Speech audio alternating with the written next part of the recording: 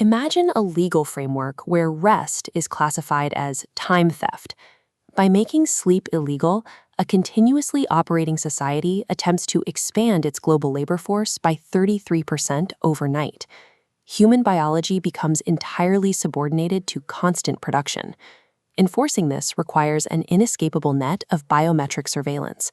Citizens would be mandated to wear dry electrode EEG headsets, devices that constantly measure the electrical activity of the brain to detect the earliest onset of sleep.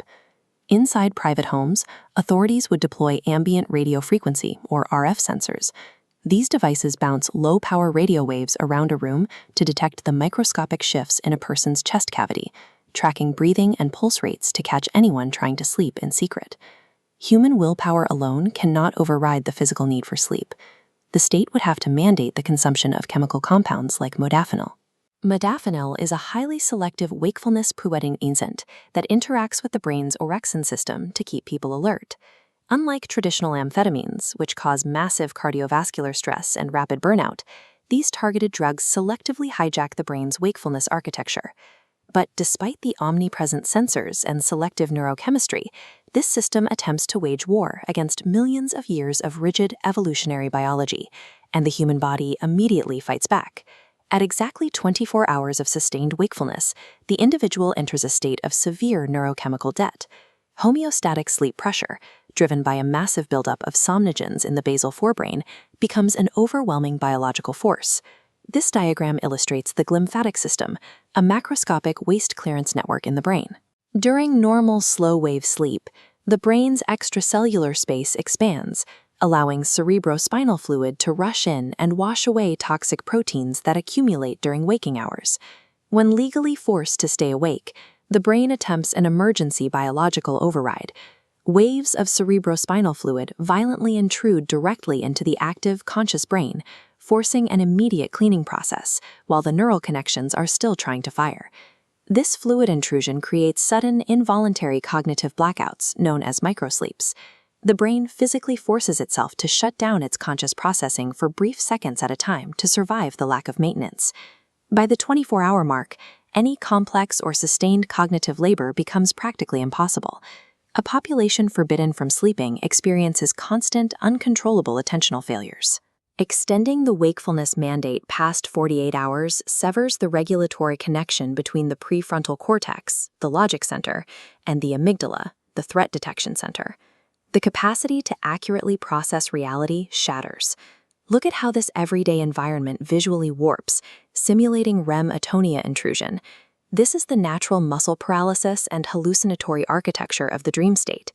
Under extreme sleep deprivation, this dream state is superimposed directly onto the waking world. The overtired visual cortex begins to wildly misinterpret mundane shadows and peripheral movements. This predictably results in severe visual and auditory distortions, frequently manifesting as collective hallucinations of archetypal figures, widely documented as shadow people or the Hat Man. By day 3, the state's enforced labor pool has devolved into mass psychosis. The workforce is completely incapable of distinguishing physical reality from their internally generated nightmares. For decades, scientists assumed that total sleep deprivation killed mammalian models through severe brain damage. Recent breakthroughs from Harvard Medical School proved the actual cause of death is entirely different. This diagram shows a microscopic view inside the small intestine, tracking a dangerous spike in reactive oxygen species. Accumulated due to sleep restriction, these highly reactive molecules aggressively attack cellular DNA and lipids, causing widespread cellular necrosis and ultimate metabolic failure. The ultimate biological reality is absolute. Mandating perpetual consciousness is indistinguishable from mandating mass execution. The entire justification for this biopolitical control rests on the economic fallacy of infinite labor.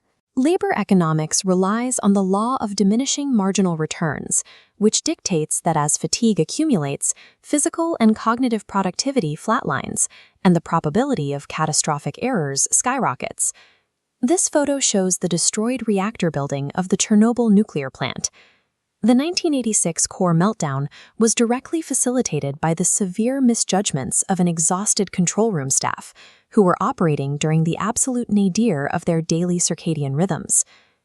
Here, we see the massive oil slick trailing behind the Exxon Valdez in 1989.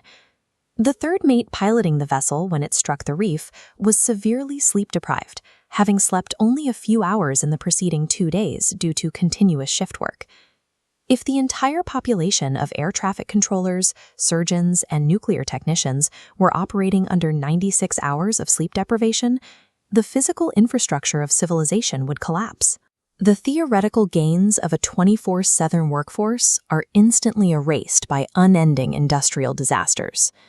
In response to constant biometric surveillance and the hallucinatory terror of extreme exhaustion, society fractures. Sleep abruptly transforms from a biological baseline into the most sought-after, highly priced black market commodity. This image shows a historical zemlyanka, a primitive, underground dugout used to hide from hostile forces during World War II. In a sleepless dystopia, citizens would build modernized versions of these cavities beneath urban infrastructure. They would line the walls with Faraday cages, metal shields designed to completely block external radio frequency tracking, creating lightless, untraceable environments. This split-screen diagram illustrates how dissidents utilize sophisticated technological countermeasures to survive. Hackers engineer localized pacemakers or wearable pulse generators to spoof the state's AI. They generate falsified, erratic data to mimic a waking electrocardiogram, or ECG, which measures the heart's electrical rhythm. By feeding the surveillance grid artificial arrhythmias, the user's actual heart and brain can momentarily rest and achieve REM sleep. The data output successfully fakes the physiological stress of continuous labor, allowing the citizen to survive without triggering a state alarm. The hypothetical criminalization of sleep proves a strict boundary of our existence. Human biology cannot be infinitely subordinated to economic optimization. Sleep is the uncompromising foundation of cellular repair, vital cognitive function, and human survival. To outlaw rest is to mandate human extinction.